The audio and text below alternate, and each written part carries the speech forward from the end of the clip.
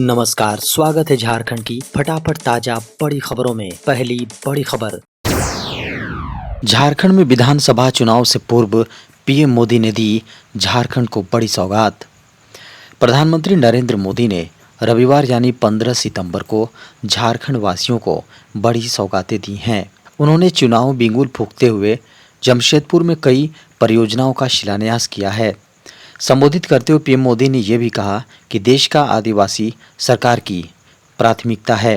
प्रधानमंत्री नरेंद्र मोदी ने 15 सितंबर को टाटानगर जमशेदपुर में 6 नई वंदे भारत ट्रेन को हरी झंडी दिखाई।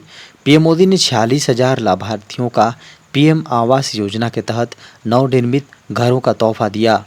साथ ही 20,000 लाभार्थियों को स्वीकृति पत्र प्रदान भी किए। पीएम मोदी ने कहा कि मौजूदा वित्तीय वर्ष में झारखंड में 1,13,000 घरों के निर्माण का लक्ष्य तय किया गया है। प्रधानमंत्री नरेंद्र मोदी ने कहा, सरकार बनी तो कांस्टेबल भर्ती दौड़ में हुई युवकों की मौत की कराई जाएगी जांच। प्रधानमंत्री नरेंद्र मोदी ने झारखंड में उत्पाद विभाग में कांस्टेबल की नौकरी के लिए दौड़ के दौरान युवकों की मौत पर गहरा दुख व्यक्त किया है। प्रधानमंत्री नरेंद्र मोदी ने रविवार को जमशेदपुर के गोपाल मैदान में आयोजित विशाल जनसभा को संबोधित करते हुए कहा कि भर्ती परीक्षा के नाम पर झारखंड में कई युवाओं की जान चली गई। पीएम ने कहा कि झारखंड सरकार मृत युवकों के परिवार वालों का दर्द समझने के बदले उनके जख्मों को कुरेदने में लगी है। पीएम मोदी ने अपने भाषण के दौरान युवाओं से जुड़ी समस्याओं का प्रमुखता से जिक्र किया। उन्होंने कहा कि झारखंड की वर्तमान सरकार को युवाओं की कोई चिंता नहीं है। पीएम मोदी ने कहा कि उन्हें विश्वास है कि झारखंड की जनता राज्य के विकास के लिए वोट करेगी। हमारी सरकार वादे करने के बाद उन्हें पूरा करने में यकीन रखती है। झारखंड में अगले 12 घंटे के दौरान भारी बारिश, रेड अलर्ट जारी। झारखंड में मौसम विभाग ने अगले 12 घंटे के दौरान झारखंड के कई हिस्सों में भारी से ज़्यादा भारी बारिश का रेड अलर्ट जारी किया है। मौसम विभाग की माने तो अगले 12 घंटे के दौरान झारखंड के गुमला, खूंटी, रांची, पूर्वी सिंहभूम, पश्चिमी सिंहभूम, सिमडेगा जिलों के विभिन्न इलाकों में भारी से भारी बारिश होने का रेड अलर्ट जारी किया गया है। वहीं गढ़वा, पलामू, लातेहार, लोहरदगा और रांची के अलग अलग इलाकों में भी भारी बारिश को लेकर ऑरेंज अलर्ट जारी किया गया है। बता दें कि इसके साथ ही मौसम विभाग ने झारखंड के कई अन्य जिलों में जोरदार बारिश को लेकर येलो अलर्ट जारी किया है।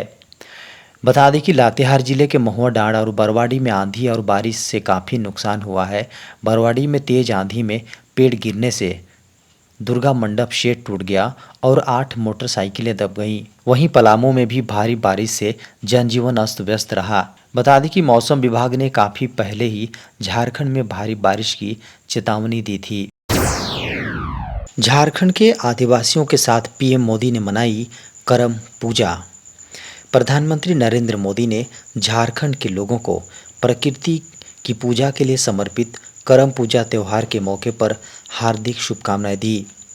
15 सितंबर को वे रांची हवाई अड्डे पर पहुंचने पर उनका स्वागत एक स्थानीय महिला द्वारा करम त्यौहार के पारंपरिक प्रतीक जावा से किया गया। प्रधानमंत्री नरेंद्र मोदी ने कहा कि आज सुबह जब मैं रांची एयरपोर्ट पहुंचा तो एक बहन ने करम त्यौहार के अवसर पर जावा देकर मेरा स्वागत किया। इस त्यौहार पर बहनें अपने भाइयों की सलामती की कामना करती हैं। मैं झारखंड के लोगों को करम त्यौहार की बधाई देता हूं। इससे पहले दिन में पीएम मोदी ने 660 करोड़ रुपए से ज़्यादा की लागत वाली कई रेलवे परियोजनाओं का शिलान्यास और लोकार्पण किया। भारतीय रेलवे ने निकाली नॉन टेक्निकल कैटेगरी के लिए बम्पर भर्ती। युवाओं के लिए खुशखबरी है। भारतीय रेलवे ने बड़ी तादाद में नौकरियां निकाली हैं। ये भर्ती रेलवे रिक्रूटमेंट बोर्ड की ओर से निकाली गई हैं।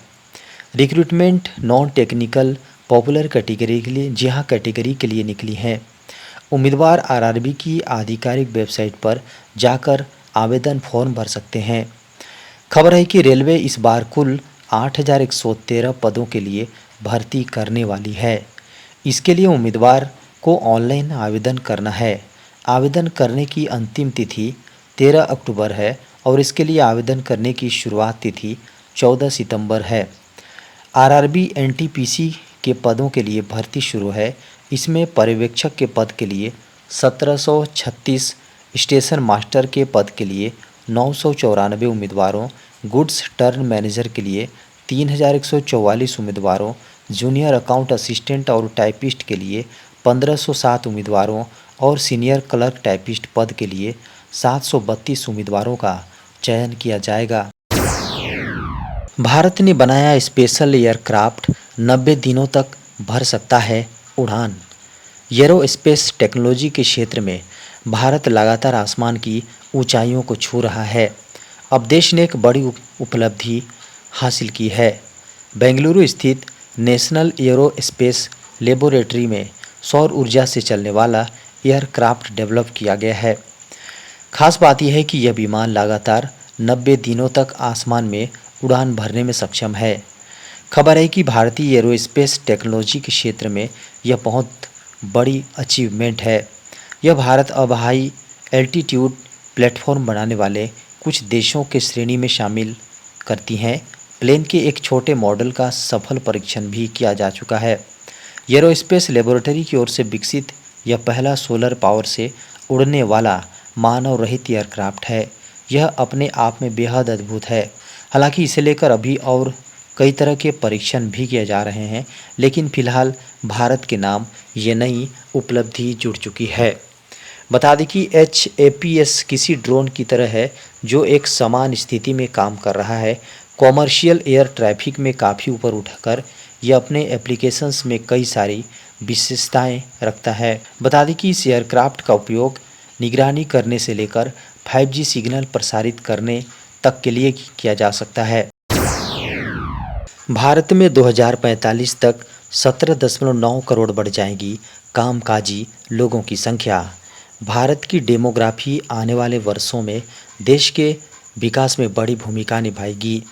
2045 तक देश में कामकाजी लोगों की संख्या में 17.9 करोड़ का इजाफा होगा। खबर है कि मौजूदा समय में भारत की कामकाजी लोगों की संख्या 96.1 करोड़ है और बेरोजगारी दर 5 वर्ष के निचले स्तर पर है। वैश्विक निवेश फर्म जेफरीज की ओर से ये कहा गया है कि भारत में कामकाजी लोगों की संख्या 25 से 64 वर्ष की आयु में इजाफा हो रहा है और कुल आबादी का एक बड़ा हिस्सा सेविंग्स और निवेश को लेकर सकारात्मक है। रिपोर्ट में कहा गया है कि भारत में कामकाजी लोगों में महिलाओं की संख्या बढ़ रही है, जो कि लेबर फोर्स बढ़ने की अहम वजह है। जेफरीज की ओर से ताज़ा नोट में कहा गया है कि कामकाजी लोगों की संख्या में वृद्धि में धीमापन 2030 से आना शुरू हो जाएगा।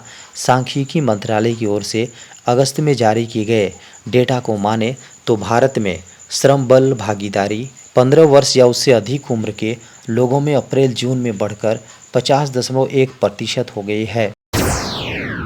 किसानों के लिए खुशखबरी, 18वीं किस्त जल्द होगी जारी।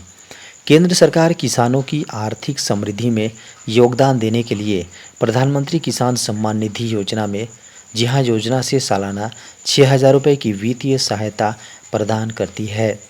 जल्द ही प्रधानमंत्री किसान सम्मान निधि योजना की 18वीं किस्त जारी होने वाली है।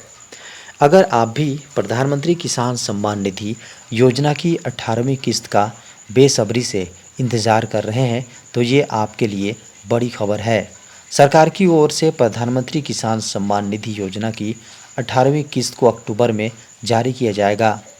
खबर है कि सरकार ने इस योजना की 17वीं किस्तें किसानों के अकाउंट में ट्रांसफ़र कर चुकी हैं और 18वीं किस्त की घोषणा भी अगले महीने की जा सकती है।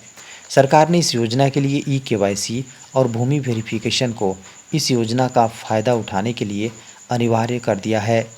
जिन किसानों ने इन आवश्यक प्रोसेस को पूरा नहीं किया, उन्हें 18वीं किस्त के 2,000 रुपये की राशि नहीं मिलेगी।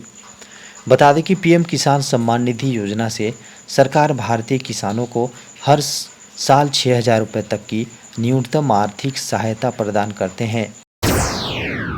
SBI में स्पेशलिस्ट कैडर के लिए 1500 प्लस पदों पर भर्ती। SBI यानी भारतीय स्टेट बैंक ने 13 सितंबर 2024 को भारतीय स्टेट बैंक की विभिन्न शाखाओं में स्पेशलिस्ट कैडर ऑफिसर के पदों के लिए अधिसूचना 2024 जारी की। एसबीआई में स्पेशलिस्ट ऑफिसर की भर्ती डिप्टी मैनेजर और असिस्टेंट मैनेजर पदों पर की जाएंगी। इन पदों के लिए ऑनलाइन आवेदन प्रक्रिया 14 सितंबर 2024 से शुरू हो गई हैं और 4 अक्टूबर 2024 तक sba.co.in पर जारी रहेगी।